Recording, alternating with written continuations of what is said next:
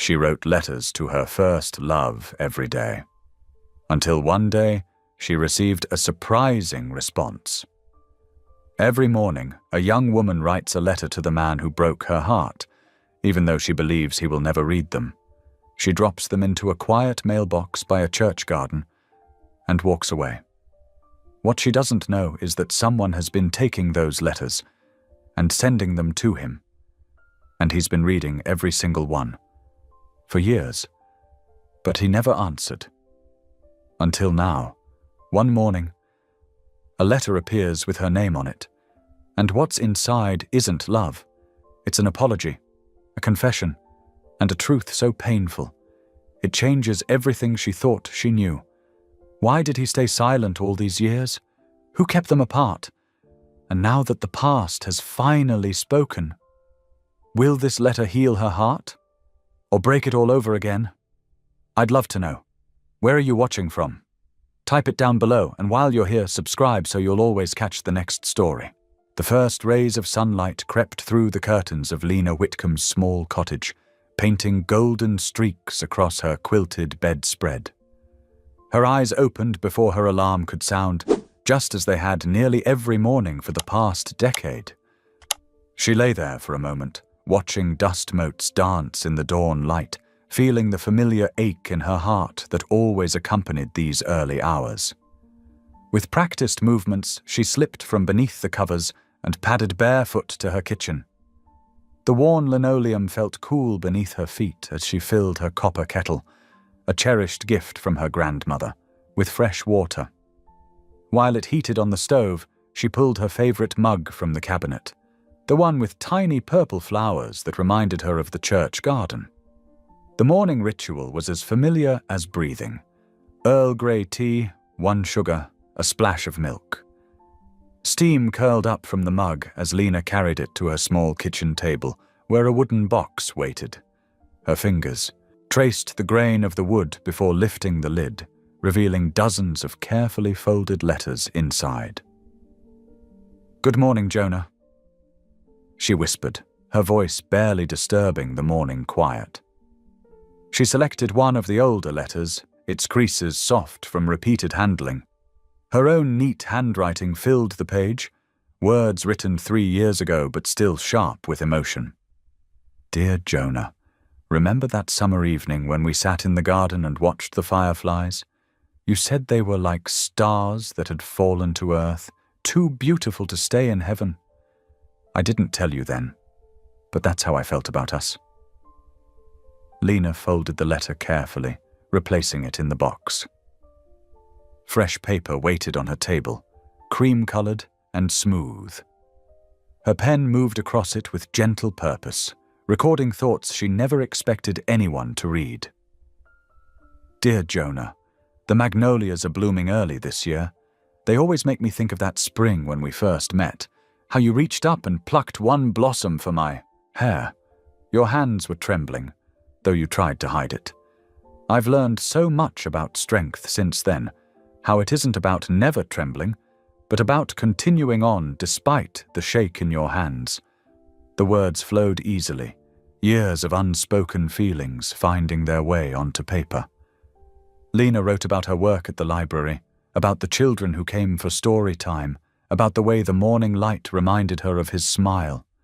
She wrote without bitterness, each word carrying the weight of acceptance and grace she'd fought hard to find. When she finished, she read it over once, then folded it precisely into thirds. The envelope was already addressed, though she knew it would never be delivered. Some habits were too precious to break, even when they brought a touch of pain. Lena dressed carefully in a flowing skirt and simple blouse, her movements unhurried. She slipped on comfortable walking shoes and gathered her things. The letter, her house keys, and a small gardening trowel. She often used to help tend the church flowers. The morning air wrapped around her like a familiar embrace as she stepped outside. Dew sparkled on her small front lawn, and birds called their morning songs from the oak trees lining her street. The walk to church was short, just 3 blocks of quiet residential streets where azalea bushes nodded their colorful heads in the morning breeze. The church garden was her favorite place in town, a hidden paradise of carefully tended flowers and quiet corners. The old wooden mailbox stood near the back, partially hidden by a climbing rose bush. Years ago it had been used for prayer requests, but now it served as her private confession booth, holding letters that would never be sent. Lena's fingers lingered on the envelope before she slipped it through the slot. "Goodbye for now," she whispered, touching the weathered wood once before turning away. She didn't see Iris Blackwell watching from behind the hydrangea bushes, didn't notice the younger woman's recognition flash across her face as she glimpsed the familiar handwriting. As Lena's footsteps faded down the garden path, Iris emerged from her morning gardening tasks. She stood before the old mailbox, her heart beating quickly as she remembered her brother's pain, his silence, the way he'd withdrawn from everyone after leaving town so abruptly 10 years ago. With gentle movements, she opened the mailbox and retrieved Lena's letter, her hands trembling slightly as she held this unexpected bridge between past and present.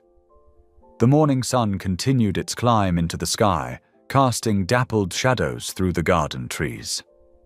Iris held the letter close, understanding that she now carried something more precious than paper and ink. She held the possibility of healing, of truth, of long-awaited answers.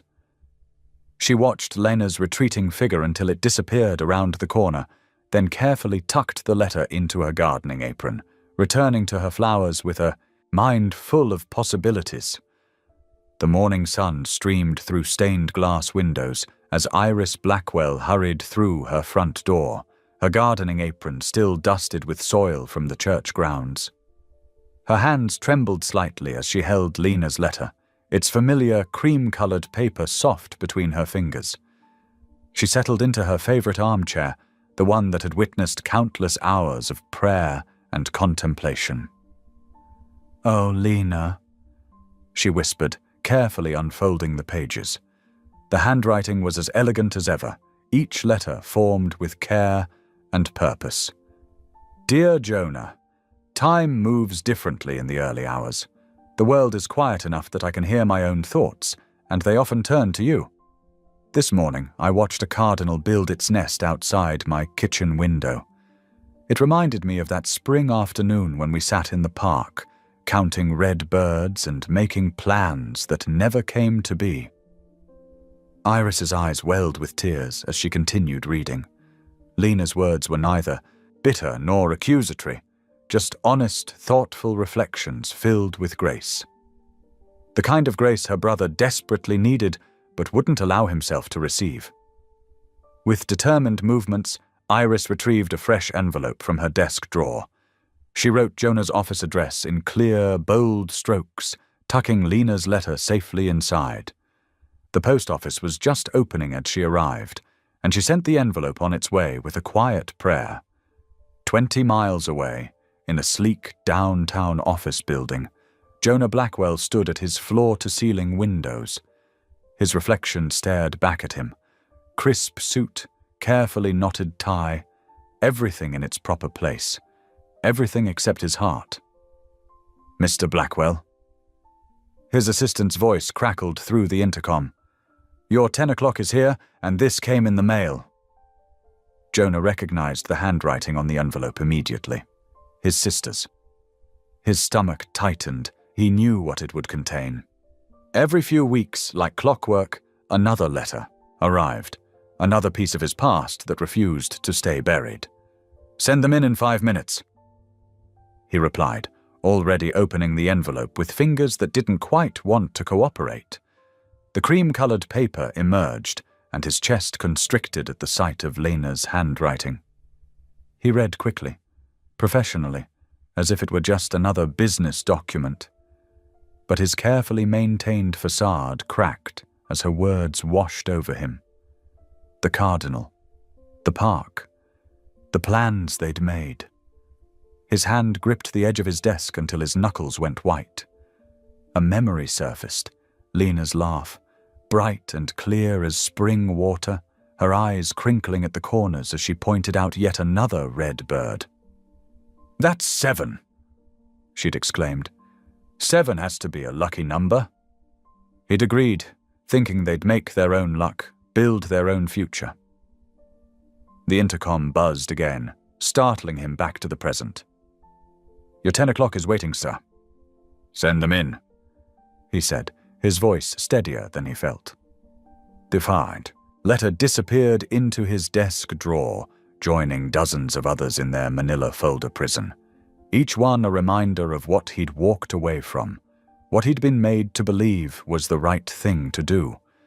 The rest of his day passed in a blur of meetings, phone calls, and decisions that would affect hundreds of employees. He was good at this part, the numbers, the strategies, the clear-cut choices. It was the messy, emotional stuff he couldn't handle. Wouldn't handle. Evening found him in his apartment, 30 stories above the city.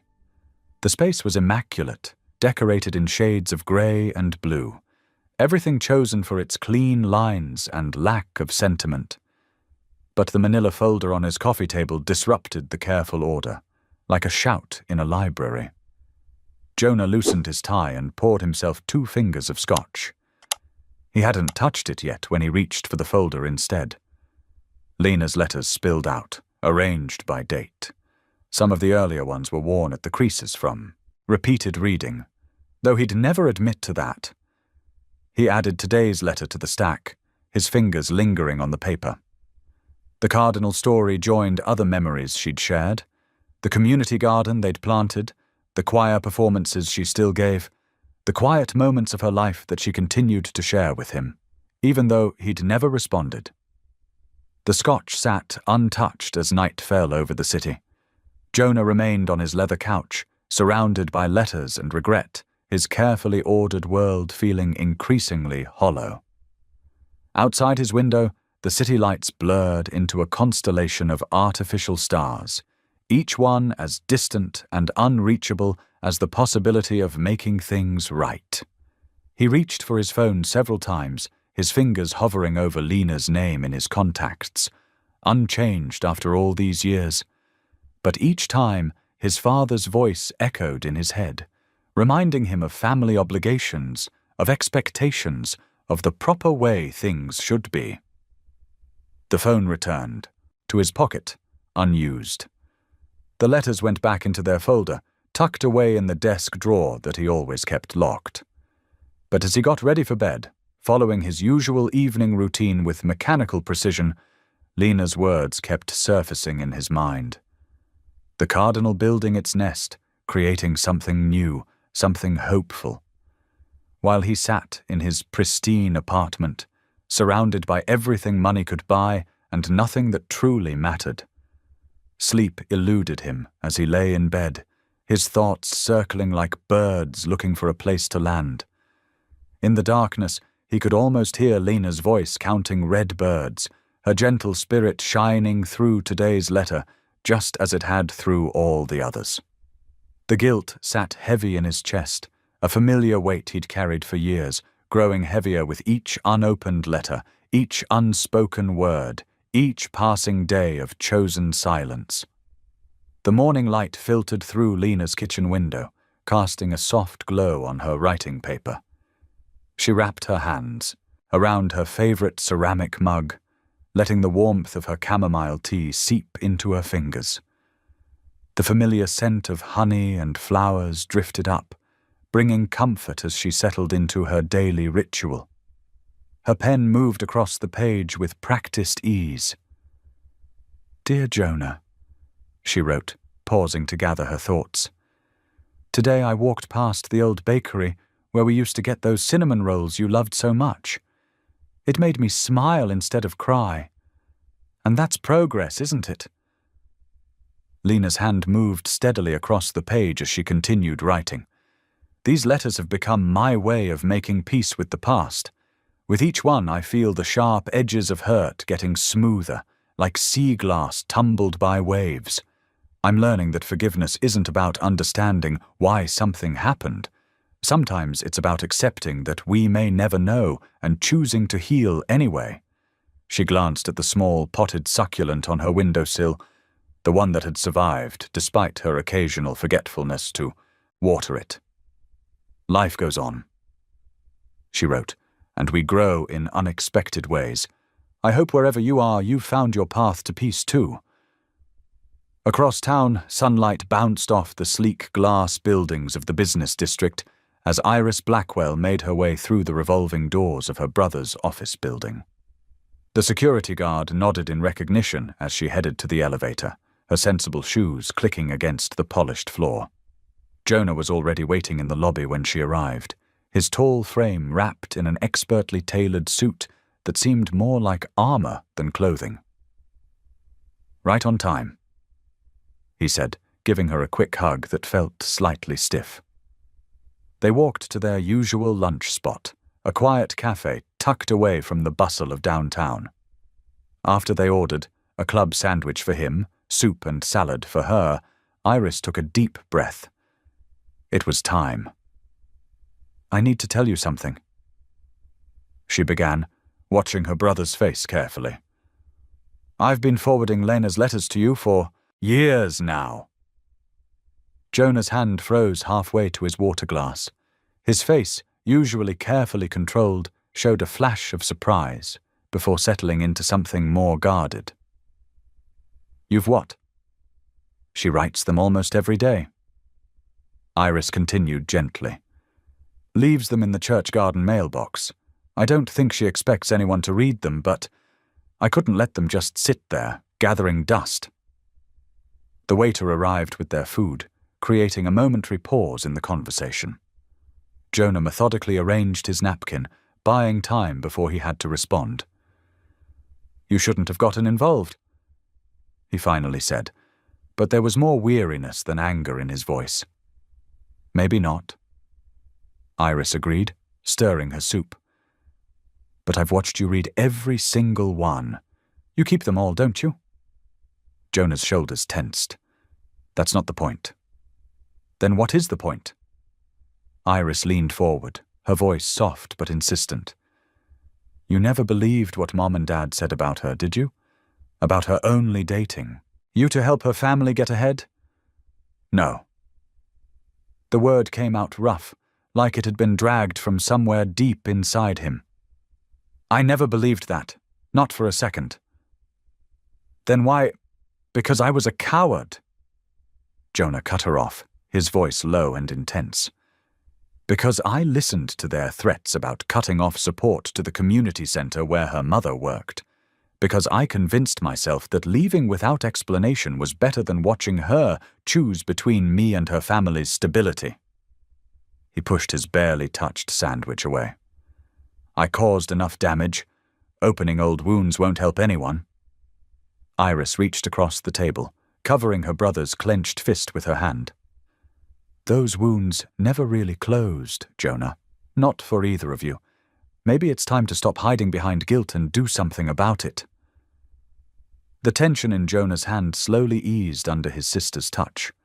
Around them, the lunch crowd chattered and moved, oblivious to the weight of the moment unfolding at their table. "I'll think about it," he finally said, meeting his sister's concerned gaze. "That's all I can promise right now." "That's a start," Iris said, squeezing his hand before letting go. She could see the conflict in her brother's eyes, the longing to make things right, warring with the fear of causing more pain. Back in her home, Lena sealed her latest letter with care, smoothing down the envelope's edges. She didn't know these letters were being read, didn't know they were reaching the person they were meant for. But somehow, writing them had become as essential as breathing, each one a step forward on her path to healing, each word a small piece of the peace she was slowly building within herself. The church garden mailbox waited for her letter, as it did every day. As she slipped the envelope inside, a butterfly landed on a nearby flower, its wings opening and closing in the warm afternoon light. Lena watched it for a moment, thinking about how something so delicate could be, strong enough to transform itself completely. Sometimes, she thought, That's exactly what healing feels like. Jonah's head throbbed as he climbed the stairs to his apartment. The conversation with Iris at lunch had stirred up emotions he'd tried to bury for years. His chest felt tight, probably from stress, he told himself. He loosened his tie and fumbled with his keys. Inside, he dropped his briefcase by the door and headed straight for the kitchen. The pressure in his chest increased. Sweat beaded on his forehead despite the cool air conditioning. His vision blurred around the edges as he reached for a glass of water. The glass slipped from his trembling fingers, shattering on the tile floor. Sharp pain shot through his chest like a vice grip. His knees buckled. As he collapsed, his last coherent thought was of Lena's latest letter, still unopened in his jacket pocket. The next thing he knew, harsh fluorescent lights assaulted his eyes. Steady beeping from monitors filled his ears. A nurse in blue scrubs adjusted something on his IV line. "Welcome back, Mr. Blackwell," she said with a gentle smile. "You gave us quite a scare last night." Jonah tried to speak, but his throat felt raw. The nurse offered him ice chips. "Your sister's been here all night," she continued. "She just stepped out to get coffee. The doctor will be in shortly to discuss your condition." As if on cue, Iris rushed back into the room, coffee forgotten in her hands. "Thank God you're awake!" Her eyes were red from crying. "When your neighbor called about hearing the crash..." The doctor, a woman with silver-streaked hair and kind eyes, entered with a tablet in hand. "Mr. Blackwell, I'm Dr. Martinez. You experienced a severe cardiac episode brought on by stress and overwork. We've diagnosed you with stress-induced cardiomyopathy. It's serious but treatable with proper care and significant lifestyle changes." Jonah listened numbly as she explained the treatment plan. Medication, rest, stress reduction, regular checkups. The words, "could have been fatal if untreated," echoed in his mind. When they were alone again, Iris pulled a familiar stack of letters from her purse. "I brought these from your office. Thought you might want them." Jonah's hands shook as he took them. "Thanks," he whispered hoarsely. Throughout the morning, as nurses came and went, Jonah reread Lena's letters. Each one was filled with such grace, such honest reflection. No blame, no bitterness, just pure, open-hearted processing of their shared past. "I forgive you," she'd written in one letter, "not because you asked, but because holding on to hurt only hurts me more." In another, "Sometimes I wonder if you ever think of me, but then I realize it doesn't matter. These letters aren't really for you anymore. They're for me, helping me understand my own heart better." Tears blurred his vision as he read letter after letter. How many years had he wasted, trapped in his own guilt and fear? How many chances had he missed to make things right? "Iris," he called softly to his sister, who sat quietly reading by the window. "Could you bring me some paper and a pen?" She smiled knowingly and pulled a notepad from her bag. "Already got them." Jonah stared at the blank page for several minutes, his heart monitor beeping steadily in the background. Finally, he began to write. "Dear Lena, I don't deserve your forgiveness, but I need to tell you how sorry I am. Sorry for leaving without explanation. Sorry for letting my father's prejudices and threats control my actions. Sorry for not being brave enough to fight for what mattered most. You deserved so much better than my silence. I've read every letter you wrote, treasured every word, even though I had no right to them. Your grace and strength humble me. This isn't a plea to rekindle what we had. That wouldn't be fair to you. This is simply the long overdue apology you deserve. I almost died last night. It made me realize how many things I've left unsaid, how many wrongs I've left unaddressed. I couldn't bear the thought of leaving this world without you knowing the truth. With deepest regret and respect, Jonah." He read it over twice, then carefully folded it and slipped it into an envelope. His hands trembled, but this time not from weakness, from the weight of finally speaking his truth. "Iris," he said, holding out the sealed letter. "Would you deliver this to her? Quietly, please. No big gesture, just make sure she gets it." Iris took the envelope with gentle reverence, understanding the courage it had taken to write those words. "I will," she promised softly. As she left the hospital room, Jonah closed his eyes, feeling lighter despite the monitors and tubes. For the first time in years, he could breathe freely, even with his weakened heart. The truth was finally set free, carried in his sister's caring hands to the woman who had never stopped writing.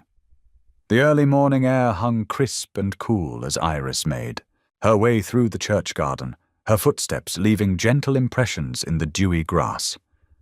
Her brother's letter felt heavy in her hands, not from its physical weight, but from the years of unspoken words it contained. She approached the weathered mailbox, its white paint slightly chipped from years of sun and rain, and carefully placed the envelope inside. Pausing for a moment, she said a quiet prayer. "Lord, guide their hearts." Her whispered words dissolved into the morning mist as she turned and walked away, hoping she'd done the right thing. Hours later, Lena followed her usual path through the garden, her mind already composing today's letter. The familiar rhythm of her footsteps faltered when she opened the mailbox. There, instead of empty space, lay a cream-colored envelope with her name written in handwriting she hadn't seen in nearly a decade. Her hands trembled as she lifted it out. "Oh, my goodness," she whispered, her heart thundering against her ribs. She stumbled to a nearby wooden bench, barely feeling the dampness that had collected on its surface. For several long minutes, she just stared at her name, written in Jonah's precise strokes. The sight brought back memories of notes passed in college, birthday cards, and their last Valentine before everything fell apart. Her fingers traced the edges of the envelope as tears blurred her vision. "Get it together," she told herself firmly, blinking away the moisture. With careful movements, she opened the envelope, unfolded the letter, and began to read. "Dear Lena, I owe you an apology that's been years in the making. I've received every letter you've written. My sister Iris has been forwarding them to me. Each one has been a reminder of my cowardice and the pain I caused. I never believed you betrayed me. That was a lie my family constructed, and I chose to accept it rather than fight for what I knew in my heart was true. I let fear and family pressure drive me away from the best person I've ever known. Yesterday, I collapsed in my apartment and was rushed to the hospital. The doctors say I have a serious heart condition, treatable, but a wake-up call nonetheless. Lying in this hospital bed, reading through your letters again, I realized how much time I've wasted carrying this burden of guilt. You deserve to know the truth. My parents threatened to cut off my college funding if I continued dating you. They manipulated the situation, spread rumors, and God help me, I chose the easy path instead of standing up for what was right, for what was real. I don't expect or ask for forgiveness. I just needed you to know that none of it was your fault. You were always the stronger one between us. With deep regret, Jonah." Lena lowered the letter to her lap, her hand steady despite the emotional earthquake within her chest. A bird sang somewhere nearby, its cheerful notes a strange counterpoint to the heavy silence in her heart. She sat there for a long while, watching the morning, sun climb higher in the sky, letting the words sink in. When she finally stood, her movements were careful, deliberate. She folded the letter with precise creases and slipped it back into its envelope. The walk home felt both longer and shorter than usual, each step carrying her through a whirlwind of memories and emotions. In her kitchen, she made tea as always, but today she added an extra spoonful of honey, a small comfort for her churning stomach. The familiar scent of chamomile filled her small space as she sat at her writing desk, pulled out her favorite pen, and began to write. The words came slowly at first, each one weighted with consideration. She paused often, sipping her tea, looking out her window at the maple tree that had just started turning golden at its edges. As the afternoon light shifted across her desk, the letter took shape. Dear Jonah, your letter found me this morning.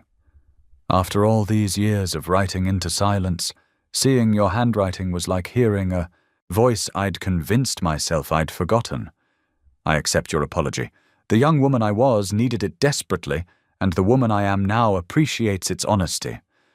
But what I need most now is not apologies, it's truth. Complete truth, however difficult it might be to share or receive. I'm sorry to hear about your health. Despite everything, I never wished you harm, and I pray for your recovery. Perhaps this is God's way of showing us that time is too precious to waste on half-truths and unspoken words. Whatever happens next, let it be real. Sincerely, Lena. She read it over once, twice, then folded it carefully and slipped it into an envelope. The sun was setting as she walked back to the church garden, painting the sky in shades of amber and rose. The evening air had grown cool, carrying the scent of autumn leaves and distant wood smoke. At the mailbox, Lena hesitated for just a moment, her hand resting on its cool metal surface. Then, with a quiet determination, she opened it and placed her letter inside. As she closed the lid, the soft click seemed to echo with finality in the gathering dusk. A gentle breeze stirred the flowers around her, and somewhere in the distance, church bells began to toll the hour. Lena stood there for a moment longer, watching as the first stars appeared in the darkening sky, before turning toward home with measured steps, leaving her words, and whatever might come of them, in God's hands. The morning sun filtered through the hospital room's curtains as Iris knocked softly on the door. Jonah looked up from his breakfast tray, his face brightening slightly at the sight of his sister. She held up a familiar cream-colored envelope, and his heart skipped a beat. She wrote back. Iris said simply, crossing the room to hand him the letter. Jonah's fingers trembled as he took the envelope. The monitors beside his bed showed a slight increase in his heart rate. He swallowed hard, looking at the neat handwriting that addressed the letter simply, to Jonah Blackwell. "Do you want me to stay?" Iris asked gently, already knowing the answer. He shook his head. "I need to read this alone." After Iris left, Jonah carefully opened the envelope, unfolding the single page inside. The morning light caught the slight indentations of Lena's pen strokes on the paper. "Dear Jonah," he read silently. "Your letter was unexpected, but I am grateful for your honesty. I accept your apology. After all these years, I've learned that understanding matters more than blame. I'm sorry to hear about your illness and pray for your recovery. If you're willing, I would appreciate knowing the whole truth of what happened between us, not for the sake of rekindling what was lost, but for the peace that comes with clarity. Lena." Jonah closed his eyes, relief washing over him like a cool wave. The knot of anxiety he'd carried since sending his first letter began to loosen. She hadn't rejected his words or responded with anger. Instead, she'd offered grace he wasn't sure he deserved. He reached for the bedside table where the nurses had left some paper and a pen. His hand was steadier now as he began to write. "Dear Lena, thank you for your kindness in responding. You always had a generous heart, and I see that hasn't changed. The truth you deserve to know has weighed on me for years. My family, especially my father, had certain expectations about who I should marry. When he discovered how serious we were becoming, he didn't approve of our relationship. Not because of who you are, but because you didn't fit his narrow vision of our family's social standing." Jonah paused, taking a deep breath before continuing. "I was young and weak. Instead of standing up to him, I let his threats about my future in the family business influence me. He implied he would make things difficult for you professionally if I didn't end things. I convinced myself I was protecting you by leaving without explanation, but I was really protecting myself from having to make a difficult choice. It was cowardly, and you deserved so much better." The words flowed more easily now, years of unspoken truth finally finding their way onto paper. "I've carried the shame of that decision every day since. When Iris told me she'd been forwarding your letters, I couldn't bring myself to respond. How could I admit what I'd done? But this health scare has shown me the cost of living with unspoken truths. I hope this explanation brings you the peace you seek. You were never at fault, and I am truly sorry for letting fear and family pressure destroy something beautiful." Later that afternoon, Lena stood in the church garden, another envelope in her hands. The late summer breeze rustled through the flowers Iris tended so carefully. She found her usual bench, settled beneath the shade of an old oak tree, and opened Jonah's letter. As she read his words, tears gathered in her eyes but didn't fall. Each sentence filled in another piece of the puzzle she'd turned over in her mind for so long. The truth hurt, but it was a clean kind of pain, like antiseptic on an old wound. The mystery that had haunted her thoughts finally had shape and substance. It wasn't love that had failed them, but courage. Not a lack of feeling, but a surrender to fear. Somehow that made it easier to accept. She sat there for a long while, letting the words sink in, feeling the weight of years of uncertainty slowly lift from her shoulders. The anger she'd expected to feel didn't come. Instead, she felt something closer to compassion. For the young man Jonah had been, for the choices he'd struggled with, even for herself, and all the time she'd spent wondering. That evening, Lena knelt beside her bed, the familiar posture of prayer bringing comfort as it had so many times before. The soft glow of her bedside lamp cast gentle shadows on the walls as she bowed her head. "Lord," she whispered, her hands clasped tightly, "thank you for answers to prayers I've carried so long. Grant me wisdom to know what to do with this truth. Help me see clearly not just with my eyes, but with my heart."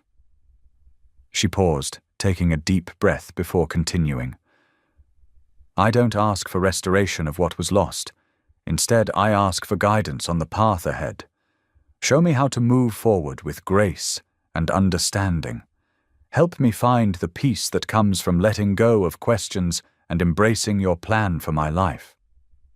The room was quiet except for the soft sound of her breathing and the distant chorus of evening crickets. In that stillness, Lena felt a subtle shift in her heart, not the dramatic closure she might once have hoped for, but something quieter and more profound. Acceptance. She remained there, eyes closed, letting the peace of the moment wash over her. The truth she'd longed for had finally come, and while it hadn't erased the past, it had given her something she needed even more, the freedom to move forward without the weight of uncertainty. The morning sun painted golden streaks across Iris's face as she walked through the hospital corridors, her steps light but purposeful. In her hand, she held Lena's latest letter, sealed with care and heavy with meaning. The rhythmic beeping of medical equipment provided a steady backdrop as she approached Jonah's room. Her brother sat propped up against starched white pillows, looking less pale than the day before. His eyes brightened at the sight of the envelope. "You're getting better at this delivery service than the post office," he said, attempting a weak smile. Iris placed the letter in his hands. "Just doing what needs to be done." She squeezed his shoulder gently. "Take your time with it. I'll be back later." Once alone, Jonah carefully opened the envelope, his hands steadier than they'd been in days. The familiar sight of Lena's neat handwriting made his heart squeeze with a different kind of ache than the one that had brought him here. "Dear Jonah, He read softly to himself. Your words, about family pressure and fear, ring true to me. I remember how your mother would look at me during church services, her disapproval barely hidden behind polite smiles. I think I always knew there was more to your leaving than what appeared on the surface, but knowing doesn't always ease the hurt. He paused, taking a deep breath before continuing. Lena's words were gracious but honest, describing years of questioning and pain that had eventually led her to a deeper faith. She wrote about learning to pray for him instead of blame him, about the slow process of letting go of bitterness. In his hospital room, surrounded by monitors and medication schedules, Jonah reached for the notepad on his bedside table. His response flowed more easily this time, filled with memories of their shared past, simple moments he'd held on to through the years. He wrote about their first meeting at the church youth group, how her quiet wisdom had drawn him in. He described the afternoon they'd spent, painting sets for the Christmas pageant, covered in gold glitter and laughing until their sides hurt. Each memory came with an acknowledgement of what his silence had cost them both. Across town, Lena sat in her garden, reading Jonah's latest letter during her lunch break. The spring breeze rustled through her carefully tended roses as she absorbed his words about those same shared memories, seen through his eyes. A cardinal landed on her bird feeder, its bright red feathers catching the sunlight. Lord, she whispered, thank you for this healing, even if it's different than what I once hoped for. She went inside to write her response, her tea growing cold beside her as the words poured out. She wrote about her journey through grief to acceptance, about the peace she'd found in serving others at church, about the way God had used her pain to deepen her compassion for others who felt abandoned. When Iris arrived at the hospital that afternoon with Lena's response, she found Jonah, sitting up in a chair by the window, looking more like himself.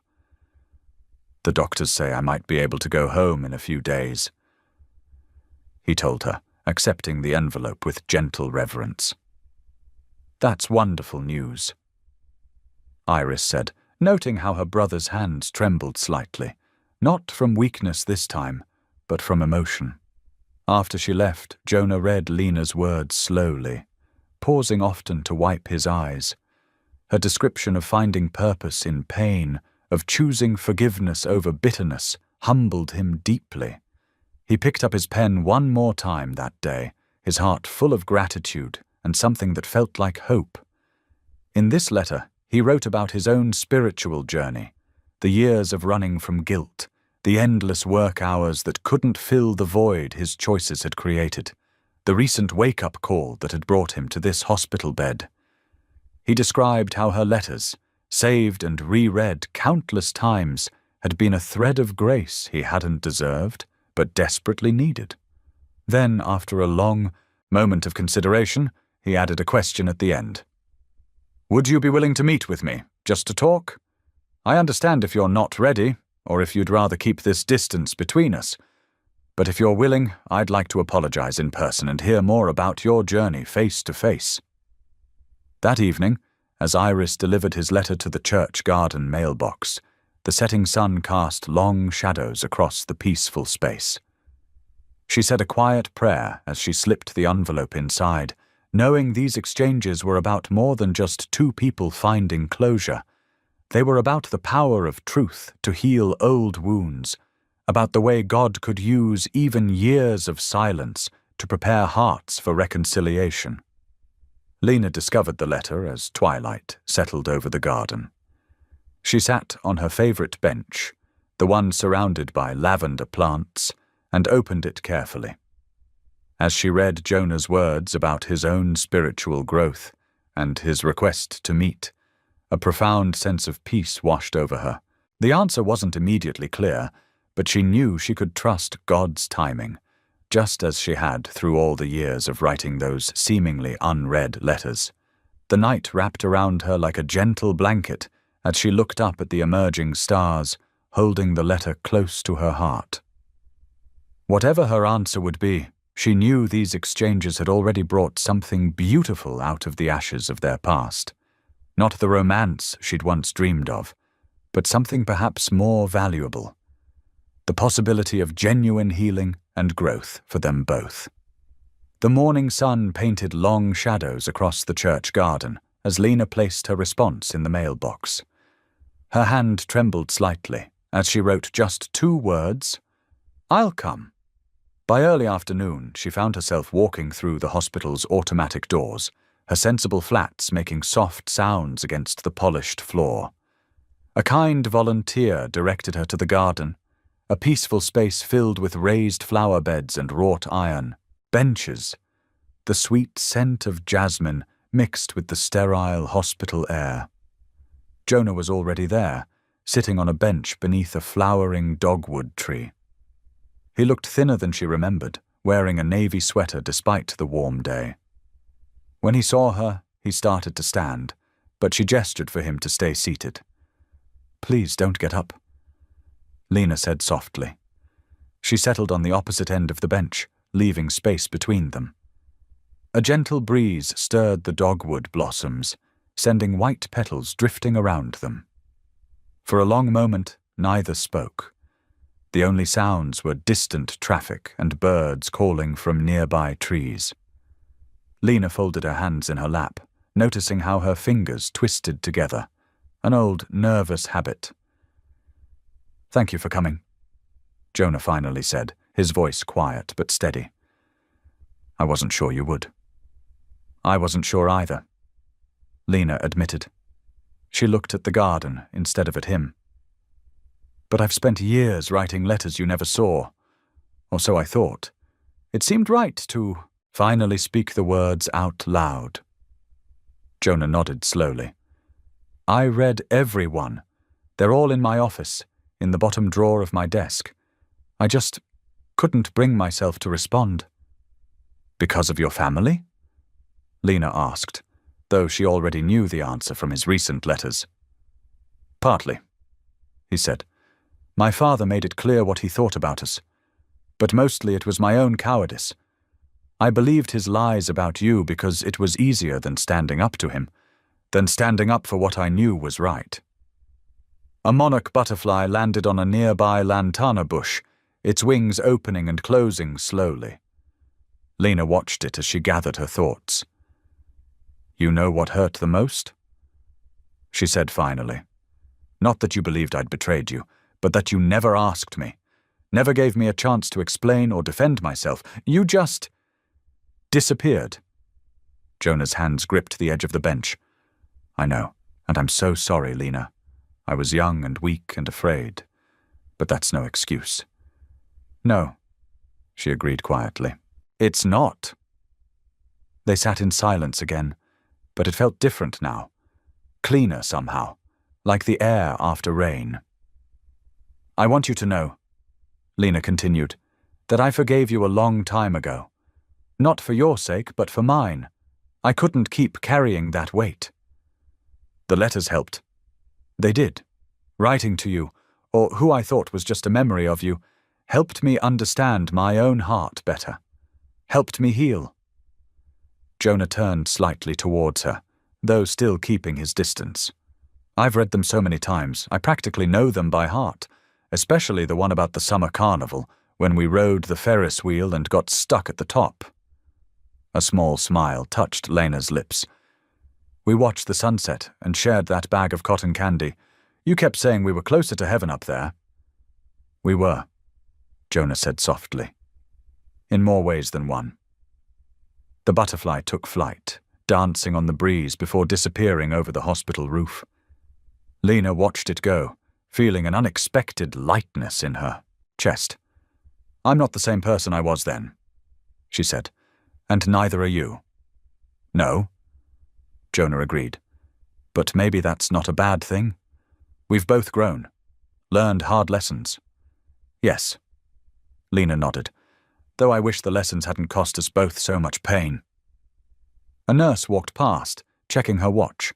The afternoon shadows had lengthened, and Lena knew it was time to go. "I should head home," she said, standing slowly. I hope you recover fully from your heart condition." Jonah remained seated, but looked up at her with clear eyes. "Thank you. Not just for coming today, but for teaching me about real forgiveness through your letters, even when you thought I'd never read them." "That's the thing about forgiveness," Lena said. "It's not about the other person reading it or hearing it. It's about letting go." She adjusted her purse strap on her shoulder and took a step away from the bench. "Goodbye, Jonah." "Goodbye, Lena," he replied softly. "And thank you." That evening, Lena sat at her familiar kitchen table, a fresh sheet of paper before her. Her tea grew cold as she wrote, describing the afternoon's meeting with a sense of peace she hadn't expected to feel. "Today I finally spoke to the man I've been writing to all these years," she wrote, "and I realized something important. The letters were never really for him. They were for me. Each word I wrote was a step toward healing, toward understanding myself better. Now, sitting here in my quiet kitchen, I feel lighter. As if the last weight I didn't even know I was carrying has finally been set down." Across town in his hospital room, Jonah was writing too. His doctor had suggested journaling might help with stress management, but tonight the words flowed for a different reason. "I saw Lena today," he wrote. "After all these years of reading her letters in secret, of carrying the burden of my silence, we finally spoke face to face. She has more grace than I deserve, more wisdom than I remember. She taught me that true forgiveness isn't about erasing the past. It's about finding peace with it. Tonight, for the first time in years, I feel truly forgiven. Not just by her, but maybe finally by myself too." That night, as the same moon shone over their separate homes, both Lena and Jonah slept deeply and peacefully. Their letters lay on their respective desks, testament to the power of honest words and open hearts.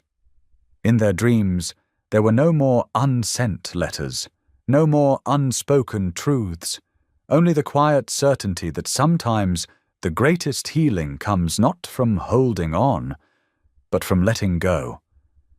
No ghosts of the past haunted their sleep that night. No restless thoughts kept them tossing and turning. Instead, they both rested in the peace that comes from truth finally spoken, from forgiveness finally given and received. Their story had come full circle, not to a fairy tale ending, but to something more valuable, genuine healing, and the freedom to move forward. The morning sunlight filtered through the hospital room's thin curtains, casting pale shadows across Jonah's bed. He had just finished his breakfast when Dr. Martinez entered, clipboard in hand and a serious expression on his face. The familiar morning routine of vital checks and medication reviews felt different today, heavier somehow. "Mr. Blackwell," Dr. Martinez began, pulling up a chair. "I've reviewed your latest test results, and I'm concerned about what I'm seeing." He paused, allowing Jonah to prepare himself. "The medication isn't managing your condition as well as we'd hoped. Your heart function has decreased further, and we're seeing signs of additional complications." Jonah's hands gripped the hospital blanket tightly. "What does that mean exactly?" "We need to consider a more aggressive treatment approach, specifically a surgical procedure called a cardiac ablation. It's a technique that can help correct the irregular heart rhythms, but—" The doctor hesitated.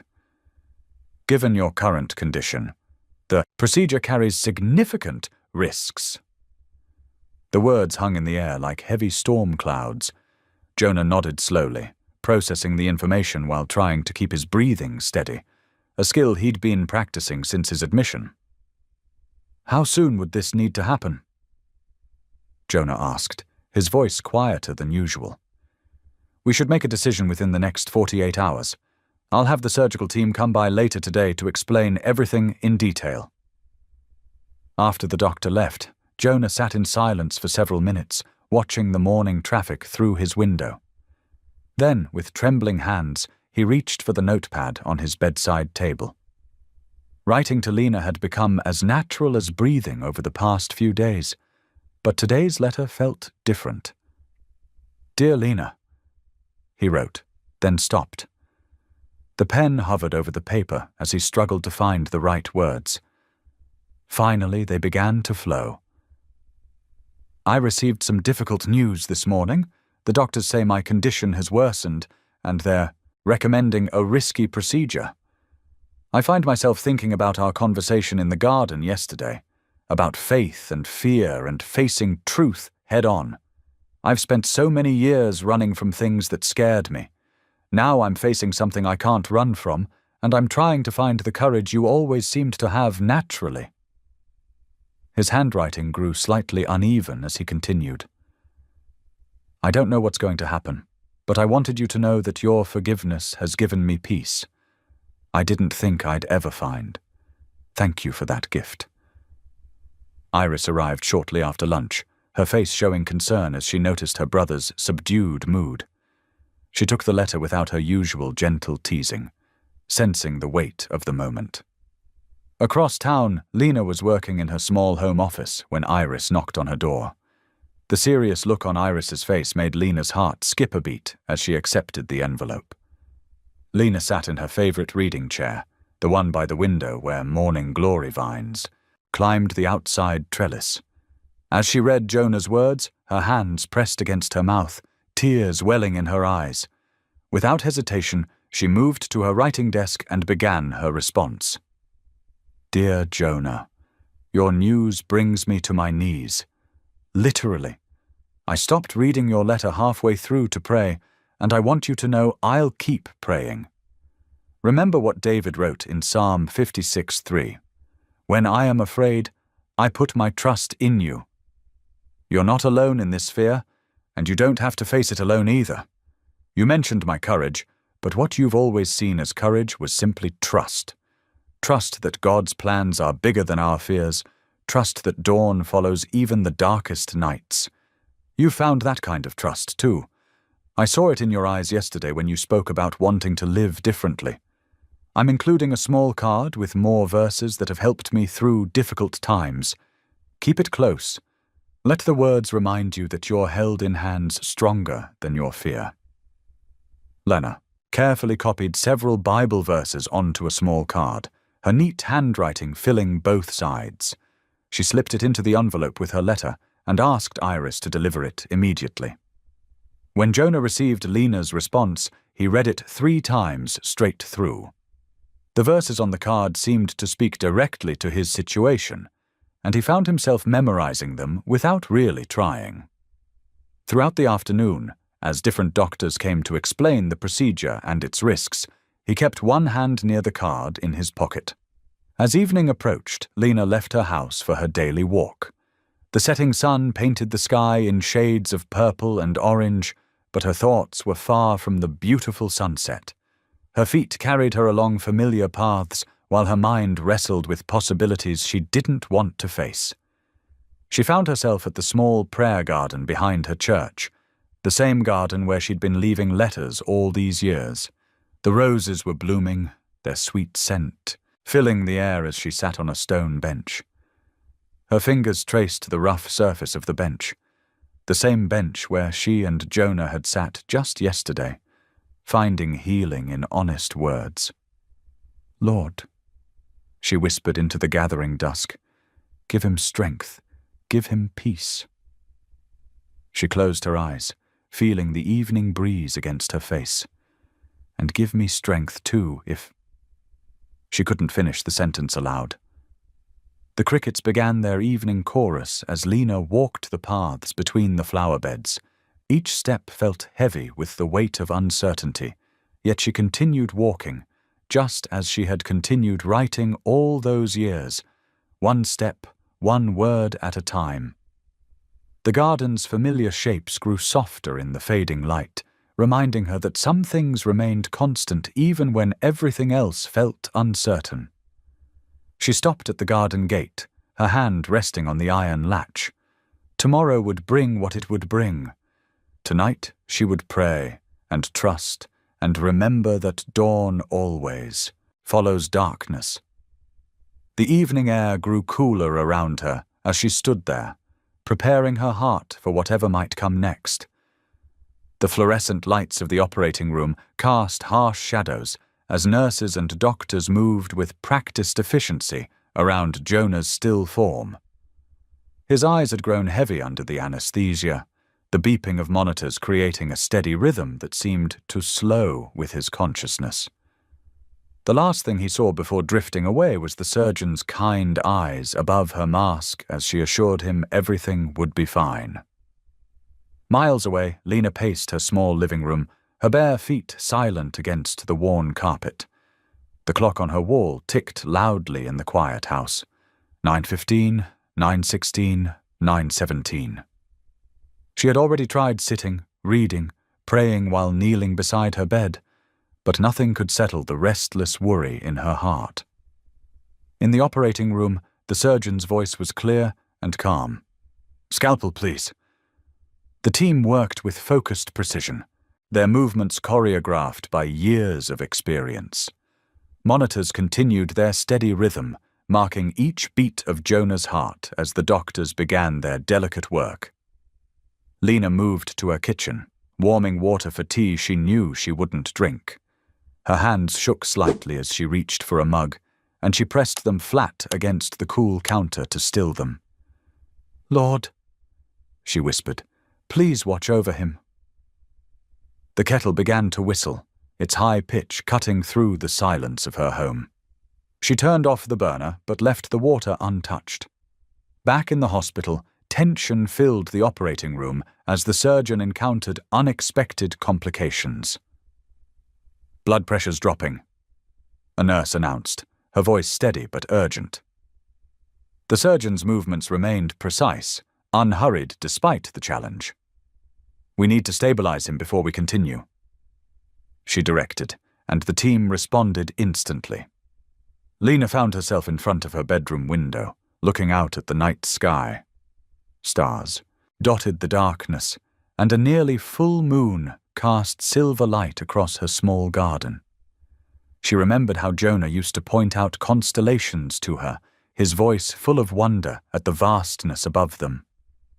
Now she searched those same stars for comfort, her hand pressed against the cool glass. The surgery continued, each moment critical. Sweat beaded on the surgeon's forehead beneath her cap as she worked through the difficulty. The monitors beeping stabilized, returning to their steady rhythm. "Pressure's coming back up," the nurse reported, relief evident in her voice. The team continued their careful work, the immediate crisis past, but their focus unwavering. In her living room again, Lena pulled out her Bible, its pages worn soft from years of reading. It fell open to Psalms, and her eyes found familiar words of comfort. Her lips moved silently as she read, drawing strength from verses she had memorized long ago. The clock showed 10:45 now, and she wondered how much longer the surgery would take. Hours passed in the operating room, marked by the steady progression of careful work. The surgeon's skilled hands moved with purpose, making repairs that would give Jonah's heart a chance to heal properly. The team maintained their focus despite the late hour, each person committed to their role in saving this man's life. Lena had finally settled into her armchair, though her body remained tense with waiting. She had wrapped herself in a soft blanket, more for comfort than warmth in the mild night. Her phone sat silent on the table beside her, and she found herself checking it every few minutes, knowing it was too soon for news, but unable to stop herself. The surgeon began closing, her stitches neat and precise. "Pressure stable, rhythm regular," the anesthesiologist reported. The team's movements became less intense, but no less careful as they completed their work. Dawn was approaching, its pale light just beginning to show through the hospital windows. Lena had dozed off briefly, her head resting against the chair's back, when her phone's vibration startled her awake. Her heart jumped as she saw Iris's name on the screen. Her hands trembled as she answered, "Hello?" Iris's voice was tired but happy. "Lena, he made it through. The surgery was successful." She paused, letting out a long breath. "Recovery will take time. The doctor says it might be months before he's back to normal, but he's stable, and they're very optimistic." Tears of relief spilled down Lena's cheeks as she listened. She pressed her free hand to her heart, feeling its strong beats beneath her palm. "Thank you, Iris," she managed to say, her voice thick with emotion. "Thank you for calling." After ending the call, Lena remained in her chair as the first rays of sunrise began to paint her walls in soft gold. She closed her eyes, her body finally releasing its tension, and whispered, "Thank you, Lord. Thank you for watching over him." The relief flooded through her, like a gentle wave, washing away the fear and anxiety of the long night. In its place came a deep, peaceful gratitude that brought fresh tears to her eyes. As morning light filled her living room, Lena's whispered prayer of thanks rose with the dawn. The morning sunlight streamed through the hospital windows, casting long shadows across the polished floors as Lena made her way down the corridor. Her heart beat steadily in her chest, neither racing nor faltering. In her hand, she clutched her worn leather journal containing years of unspoken thoughts. The hospital's antiseptic smell mingled with the scent of fresh flowers that lined the hallway windowsills. Nurses moved efficiently between rooms, their rubber-soled shoes squeaking against the floor. Lena noticed how different this visit felt from all the times she'd imagined seeing Jonah again over the years. As she approached room 412, Iris emerged from the doorway. Her face brightened at the sight of Lena. "He's awake," Iris said, softly, touching Lena's arm. "Still tired from the procedure, but alert enough for visitors. I was just heading down to the cafeteria for some coffee." Lena nodded, appreciating how Iris understood their need for privacy without it being said. "Thank you for calling me last night," she replied. "I don't think I could have slept without knowing." Iris squeezed her hand before walking away, leaving Lena alone in front of the partially open door. She took a deep breath, smoothed her cotton dress, and stepped inside. The room was quiet except for the gentle beeping of monitors. Jonah lay propped up slightly on white pillows, looking smaller somehow in the hospital bed. His normally pristine business attire had been replaced by a pale blue hospital gown. Dark circles rimmed his eyes, but they were clear and alert as they met hers. "Lena," he said, his voice rough but warm. "You came." She moved to the chair beside his bed, setting her journal in her lap. "Of course I came. How are you feeling?" "Like I got hit by a truck," he admitted with a weak smile. "But the doctors say everything went well. Just need time to heal now." Sunlight played across his face, highlighting the silver threading through his temples, something she hadn't noticed during their garden bench meeting.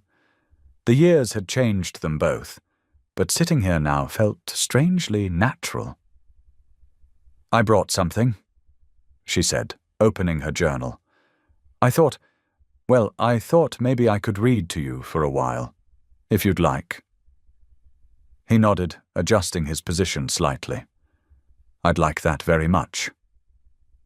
Lena's fingers found the letter she'd chosen, not one of pain or accusation, but one she'd written on a quiet spring morning when her heart had finally started to heal. The pages crackled as she smoothed them open. "Dear Jonah," she began, her voice steady and clear. "The dogwoods are blooming again in the church garden. Their white flowers remind me of paper boats we used to make as children, setting them adrift with our dreams and wishes." As she read, the hospital room seemed to fade away. Her words painted pictures of morning sunshine and hope, of learning to find beauty in change and growth in letting go. She spoke of forgiveness not as a destination, but as a path walked one step at a time.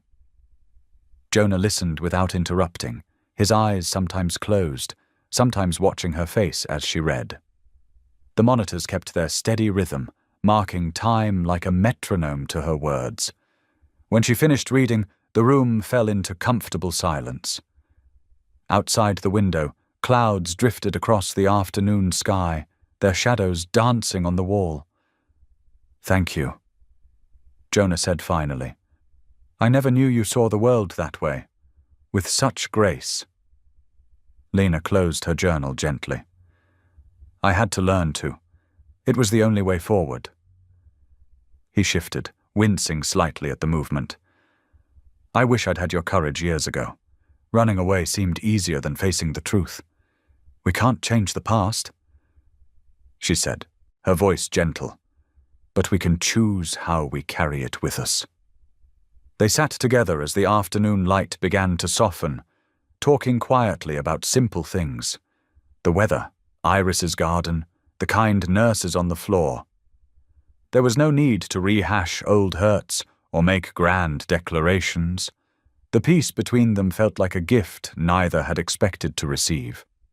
As the sun began its descent, painting the sky in shades of pink and gold, Lena gathered her things to leave.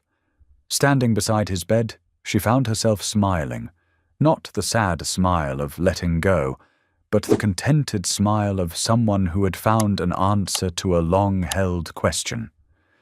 "Get some rest," she said. "Focus on getting stronger." Jonah nodded, his eyes heavy with medication and fatigue. "Thank you for coming, Lena, for reading to me, for everything." She paused at the doorway, taking in the scene one last time. The man she had once loved so desperately, now someone she could finally see clearly. The weight of unspoken words and unanswered letters had lifted from her shoulders, replaced by something lighter, cleaner. The hospital corridor was quieter now as she made her way out. Through the large windows, she watched the sun sink towards the horizon, painting the world in warm, gentle light. Her footsteps echoed on the tiles, steady and sure, carrying her forward into the evening. As she stepped outside, the sunset air wrapped around her like a familiar shawl. She stood for a moment, feeling the breeze on her face and the solid ground beneath her feet. Her heart felt different, not healed exactly, but transformed, like a river that had finally found its proper course. The parking lot was bathed in golden light as she walked to her car. She didn't look back at the hospital windows, didn't need to. The letter she'd read today had been about learning to let go, and now she understood that letting go didn't always mean losing something. Sometimes it meant making space for something new, not romance, but perhaps something equally precious: peace. The morning sun filtered through the hospital blinds, casting warm stripes across Jonah's bed. He sat propped up against white pillows, looking less pale than the day before. A small stack of get-well cards decorated his bedside table, along with a vase of fresh flowers Iris had brought. When Lena appeared in the doorway carrying a thermos, Jonah's face brightened with recognition. "Good morning," he said softly. "I brought some homemade chicken soup," Lena said, her voice gentle. "My grandmother's recipe. It always helped me feel better when I was sick." She set the thermos on his tray table and pulled up a chair. The familiar scent of herbs and chicken filled the room as she poured a small cup. Steam rose in delicate wisps.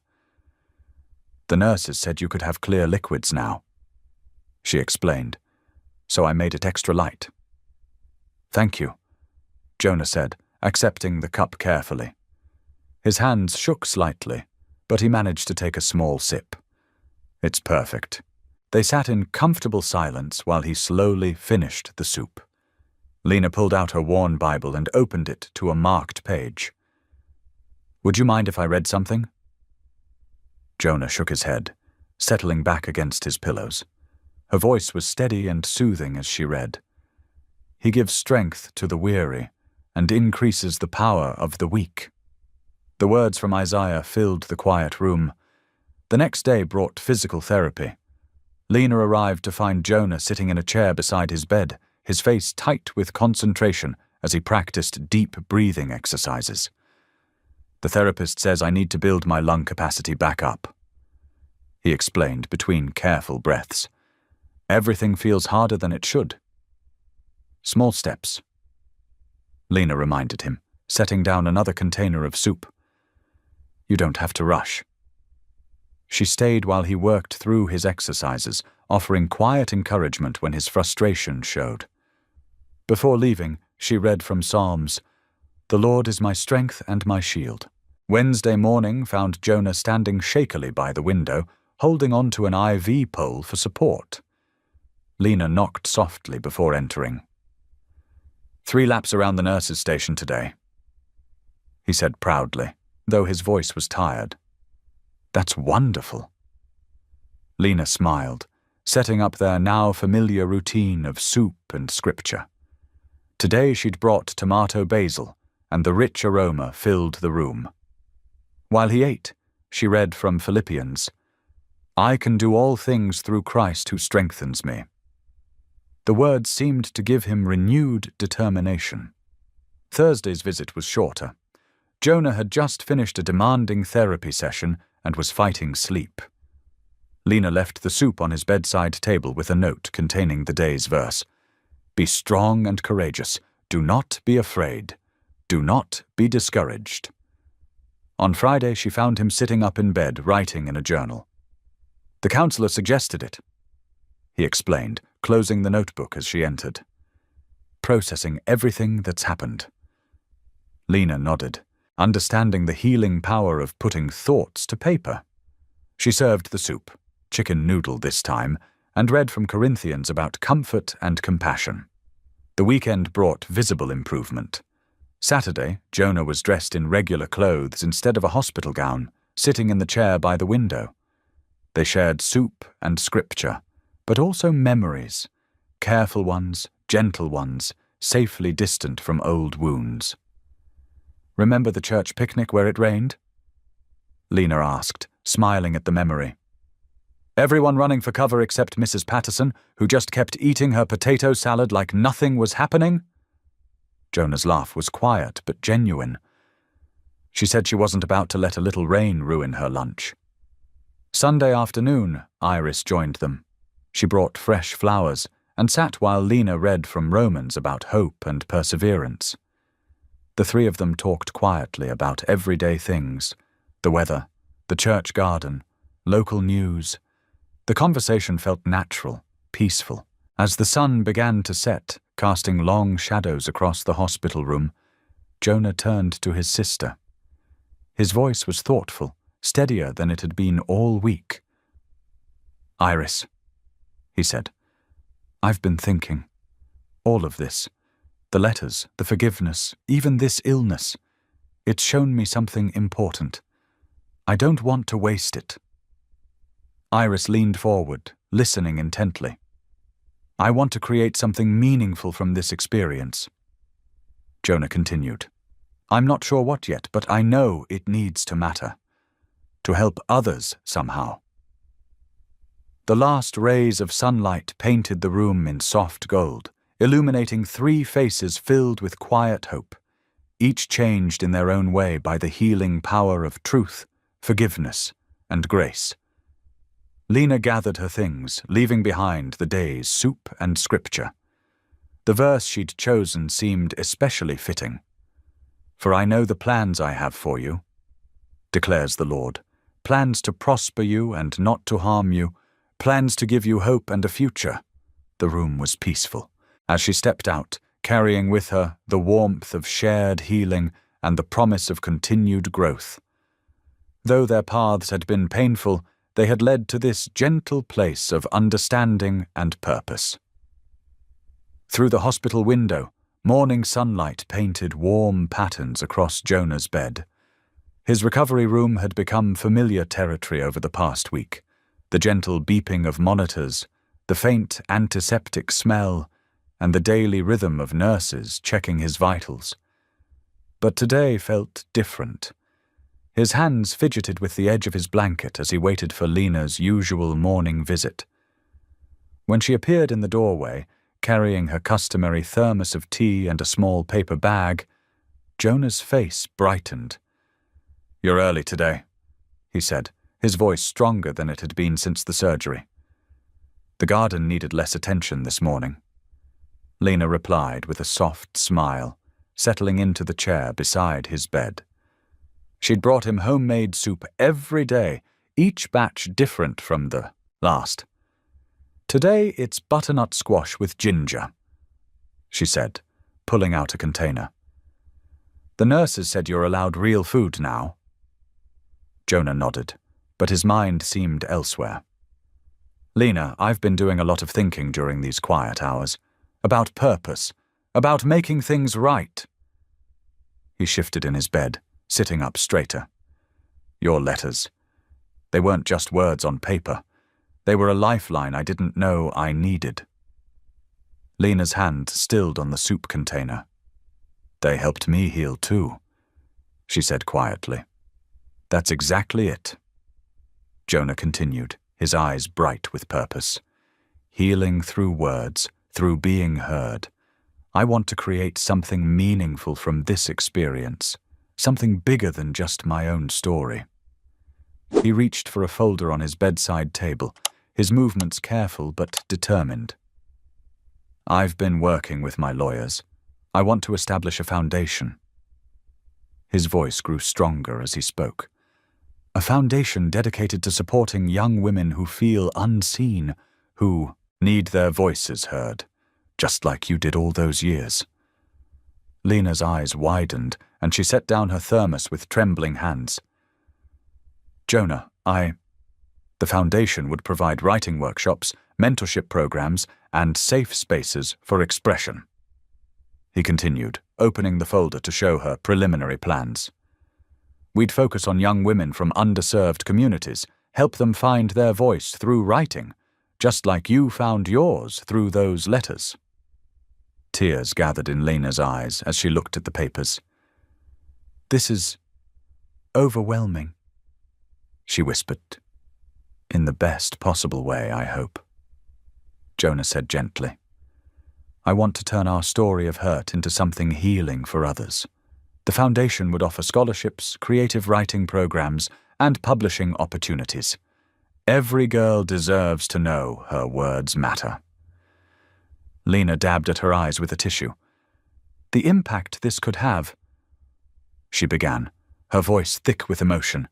"So many young women struggle to believe their stories are worth telling." "Exactly," Jonah said, reaching out to touch her hand briefly. "And I was thinking, if you're willing, you could help shape this. Your perspective, your experience with healing through writing. It would be invaluable." Lena took a deep breath, looking down at the plan spread before her. There were draft mission statements, program outlines, and preliminary budgets. "You've really thought this through," she observed.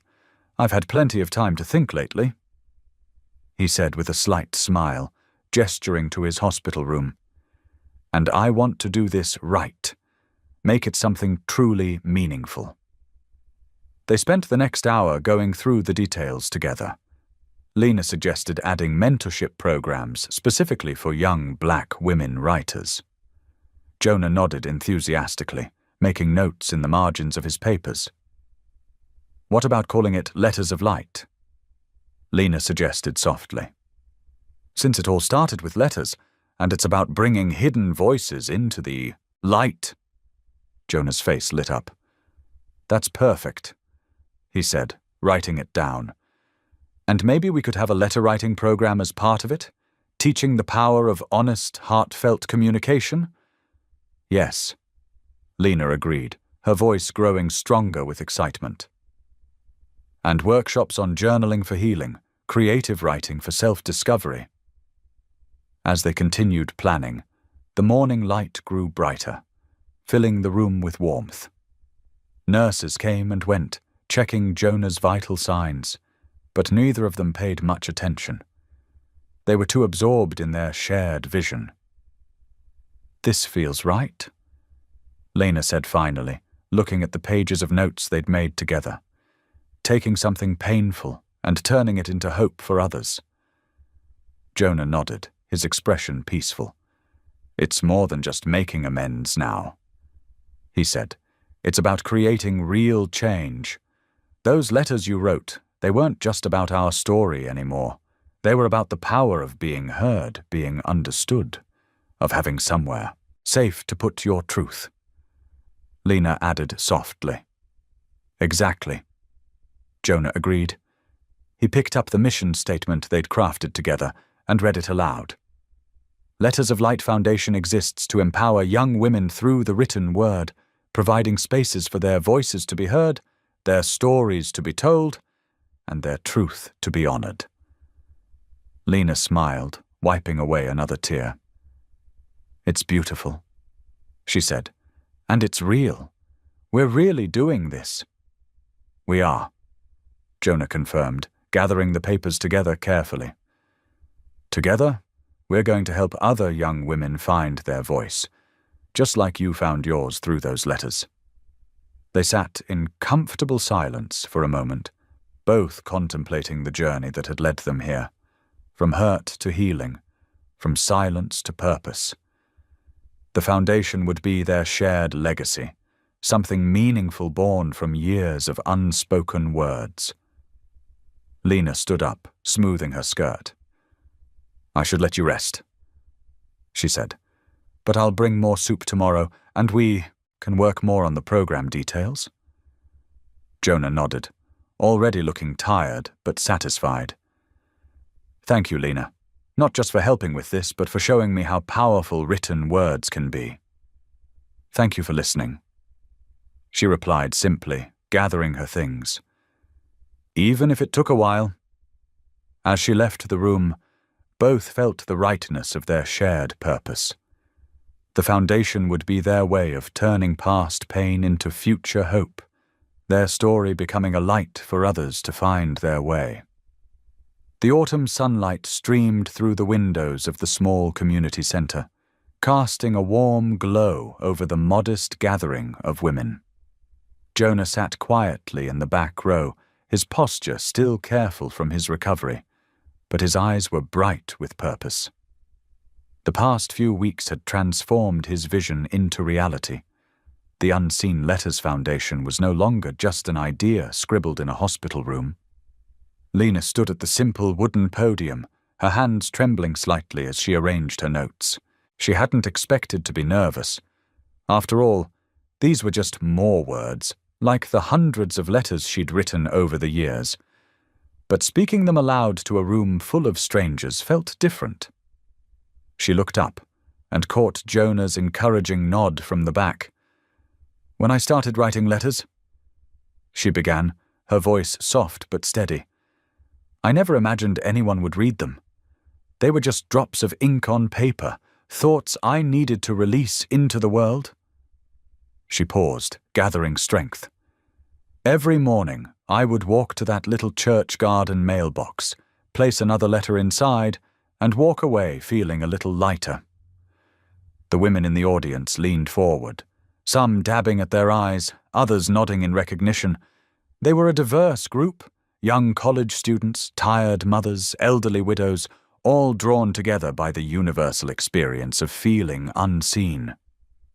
"Those letters became my morning prayers," Lena continued, her confidence growing. "They taught me that healing doesn't always need an audience. Sometimes the most powerful changes happen in the quiet moments when we're honest with ourselves."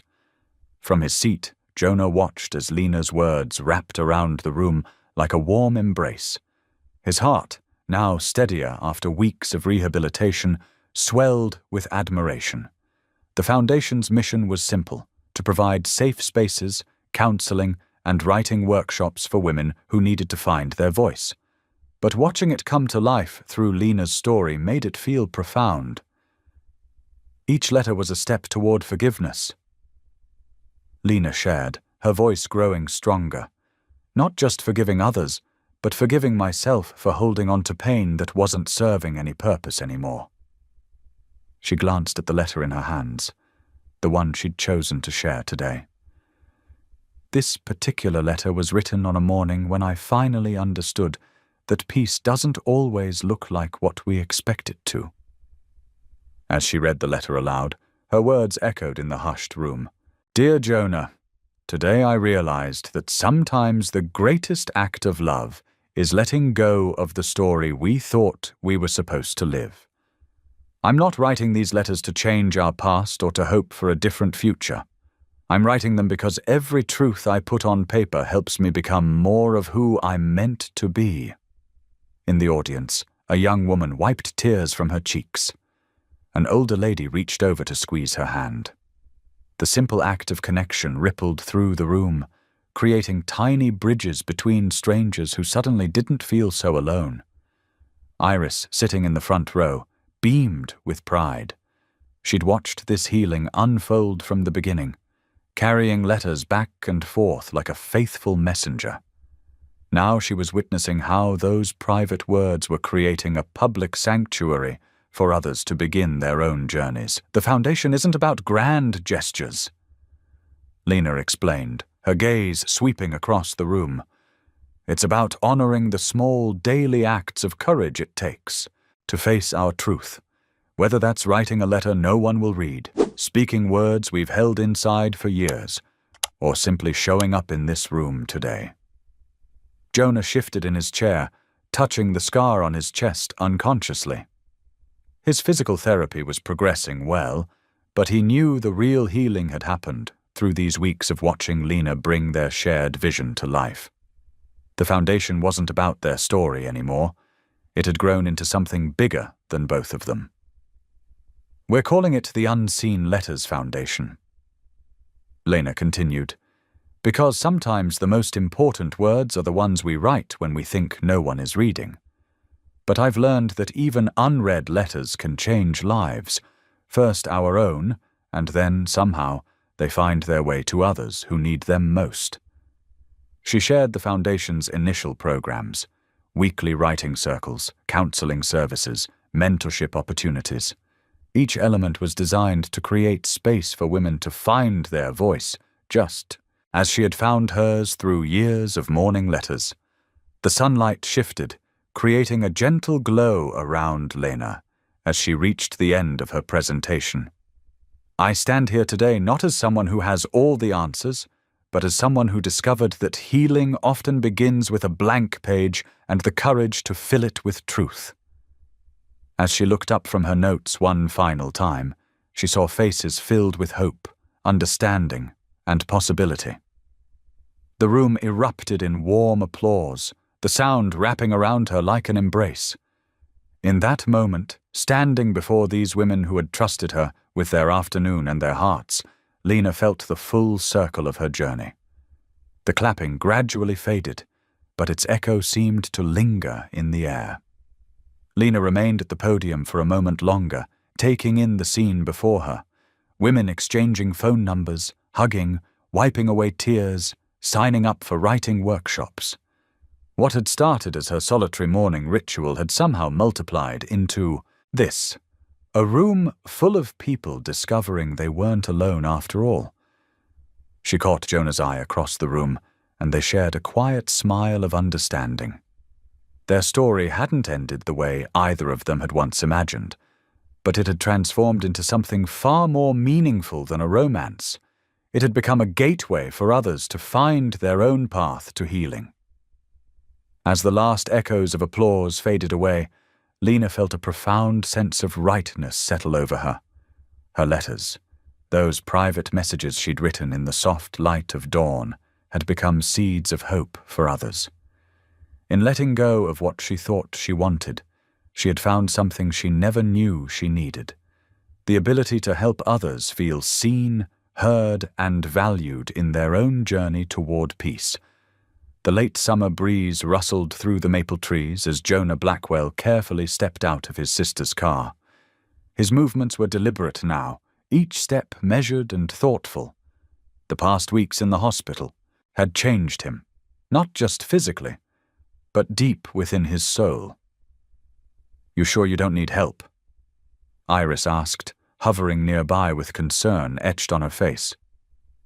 Jonah shook his head, a gentle smile crossing his features. "I'm okay, sis. Just taking it slow." He straightened up, adjusting the light jacket he wore despite the warm afternoon. His body felt different now. More fragile, perhaps, but also more precious. The doctors had warned him about pushing too hard, too fast. As Iris drove away, Jonah stood for a moment outside his apartment building, taking in the familiar surroundings with new eyes. Everything seemed brighter somehow, more vivid.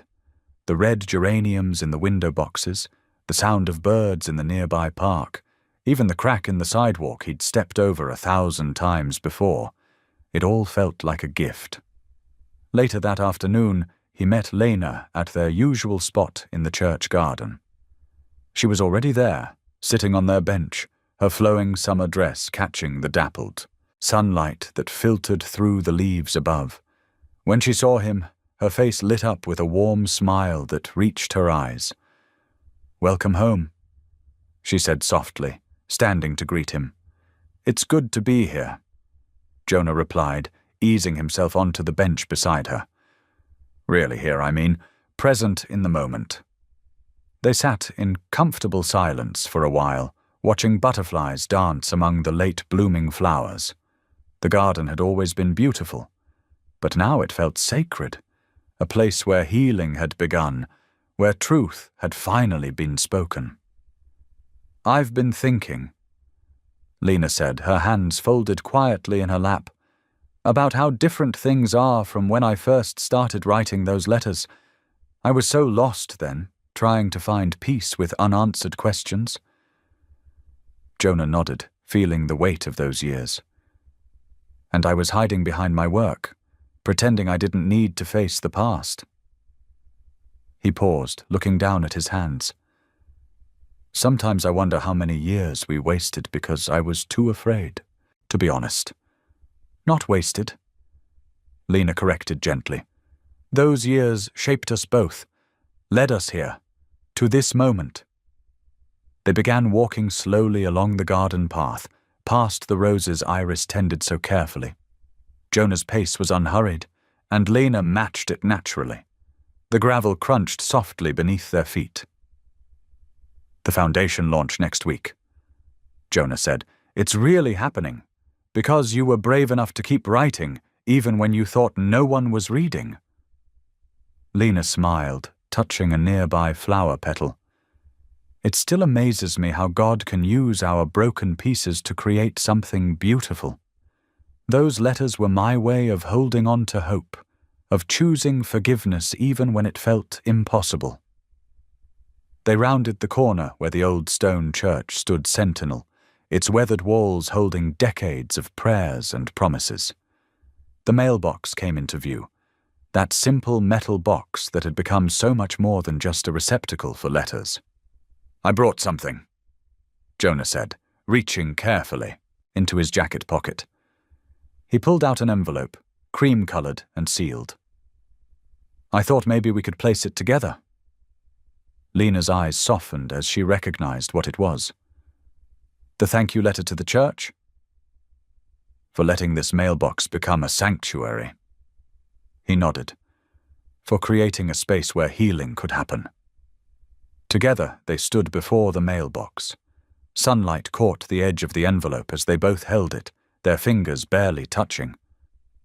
The moment felt holy somehow, weighted with meaning.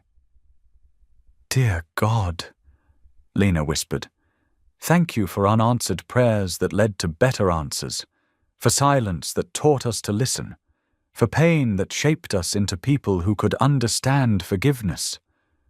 Jonah's voice was thick with emotion as he added, "And thank you for second chances, for the grace to begin again."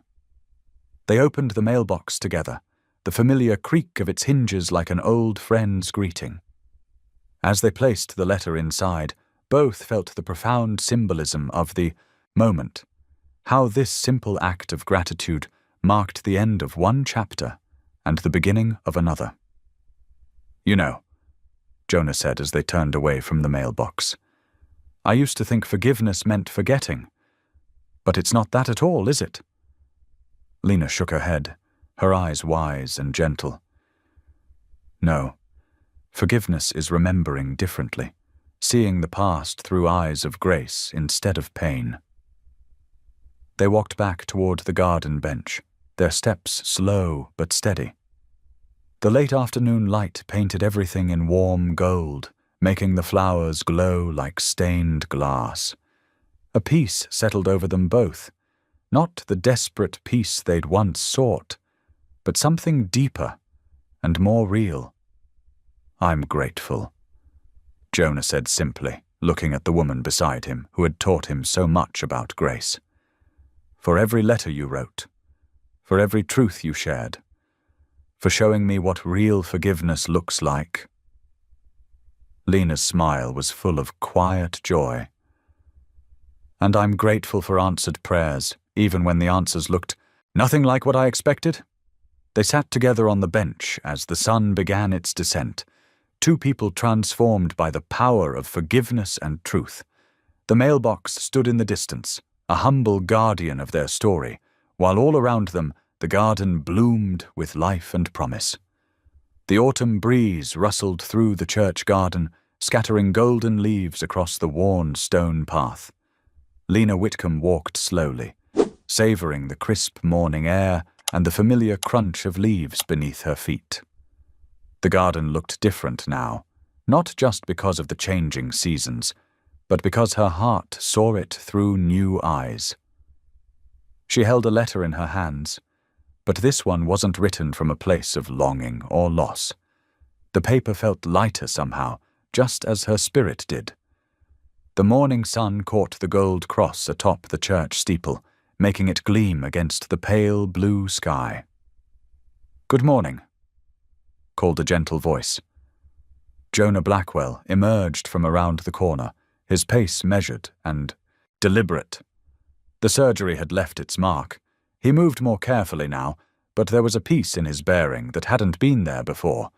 He wore a simple sweater and khakis, looking more like himself than the stern CEO he'd once been.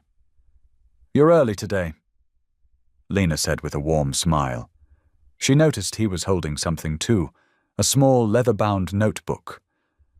"Thought I'd catch the sunrise," he replied, gesturing to the bench they now shared without awkwardness.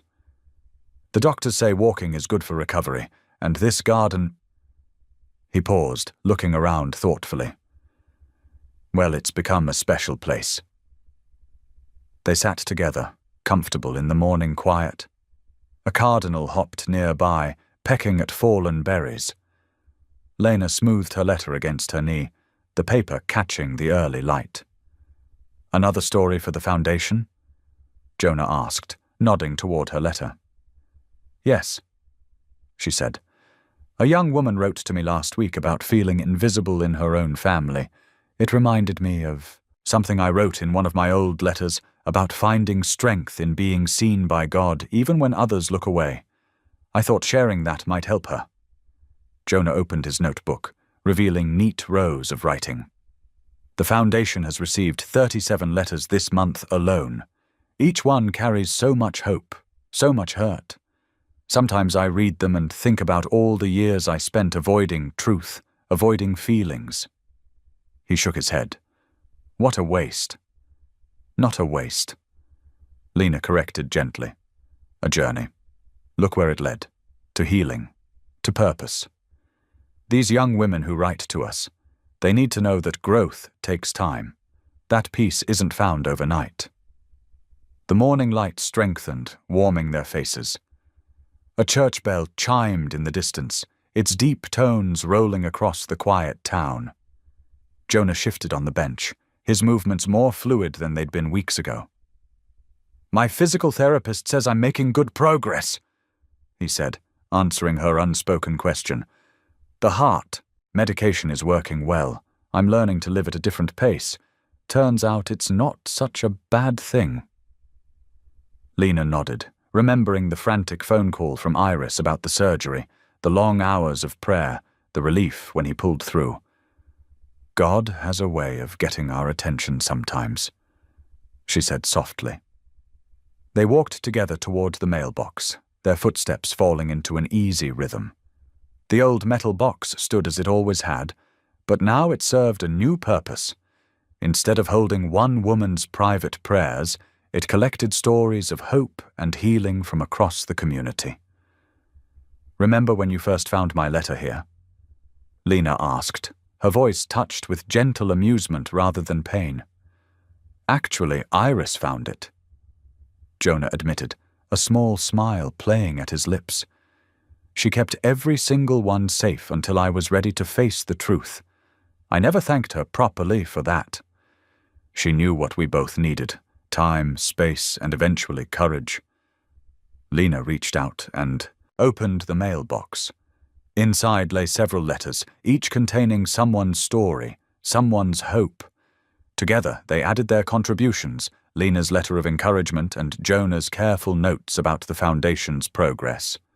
The simple act carried none of the weight it once had. Instead, it felt like planting seeds of hope. "The Garden Committee is meeting next week," Jonah mentioned, closing the mailbox carefully. "They want to add a prayer corner near the roses, with benches for reflection, a place where people can sit and write, or just be still." "That sounds perfect," Lena said, imagining others finding the peace she'd discovered here. "Every garden needs a quiet corner." They stood for a moment, watching as more sunlight spilled across the flowers. A group of sparrows swooped overhead, their wings catching the light. The morning felt full of possibility, of gentle promise. "I should head to the office," Jonah said. "We're reviewing applications for the Foundation's first scholarship program." Lena nodded, adjusting her scarf against the morning chill. "And I have a writing workshop to prepare for. Those teenage girls from the youth center are so eager to share their stories." "You're good with them," Jonah observed. "You show them that their voices matter." "Just as God showed me," she replied simply. They parted ways at the garden gate, no longer bound by unspoken words or painful memories. Their friendship had found its own rhythm, built on mutual respect and shared purpose, rather than the lingering echoes of old romance. Lena walked home alone, but not lonely. The morning sun warmed her face, and she felt the familiar surge of gratitude that often filled her heart these days. Her letters had evolved from desperate reaches across a void into bridges of hope for others. The pain that once drove her to write had transformed into purpose. As she reached her front porch, she paused to watch a pair of butterflies dance above her flower boxes. Their wings caught the light, reminding her of pages turning in the wind. She smiled, thinking of all the letters yet to be written, all the stories yet to be shared, all the healing yet to unfold. She was no longer the woman who wrote letters to an absent love. She had become someone stronger, a writer of hope, a keeper of stories, a witness to healing. The morning stretched before her, full of possibility, and her heart felt light and free. Inside her home, her writing desk waited by the window, sunlight pooling on its smooth surface. Her tea would steep while she worked, and words would flow not from longing, but from purpose. This was her calling now, not to pine for what was lost, but to help others find their way to wholeness. The morning breeze carried the distant sound of church bells, and Lena smiled, knowing that across town, Jonah too was beginning his day of service. They had found their separate paths to peace, united not by romance but by a shared commitment to helping others find their way out of darkness. She was whole, she was free, and most importantly, she was hopeful. Thanks for watching. If any part of this story lingered with you, consider subscribing. I'll be here again tomorrow, sharing another tale that speaks to the soul.